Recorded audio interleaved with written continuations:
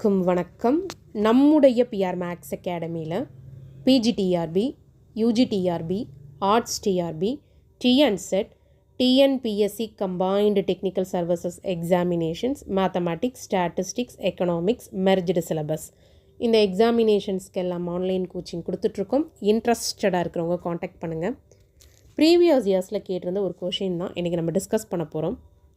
Question number 5 பாருங்கள். Which one of the following statement is wrong? இது நம்மளுக்கு எவ்வளோ கொஷின்ஸ் கிடைக்குது பாருங்கள். யூனிஃபார்ம் கண்டினியூவஸ் ஃபங்க்ஷன்லாம் continuous. So every uniform continuous ஃபங்க்ஷன்லாம் கண்டினியூவஸ். இந்த ரிசல்ட் கிடைக்குதா? இது ட்ரூ. கண்டினியூவஸ் ஃபங்க்ஷன் டிஃபைன்ட் ஆன closed and bounded interval is uniformly continuous. Function கண்டினியூவஸாக இருக்குது, டிஃபைன்டாக இருக்கிற டொமைன் க்ளோஸ்ட் அண்ட் பவுண்டடாக இருந்ததுன்னா அந்த ஃபங்க்ஷனை நீங்கள் யூனிஃபார்ம்லி கண்டினியூவஸ்னு சொல்லலாம். இது true. Continuous function defined on a closed and bounded interval is a bounded function. அப்படியே கொஷின் நம்பர் 3 பாருங்கள்.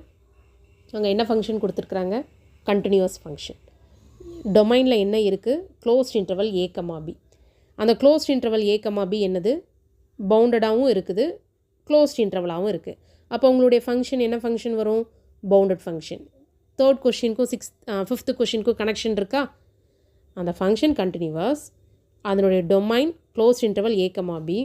அது க்ளோஸ்டாகவும் இருக்குது, பவுண்டாகியும் இருக்குது. ஸோ க்ளோஸ்ட் அண்ட் பவுண்டட் இன்டர்வலில் அது டிஃபைன்ட் ஆகிருக்கு.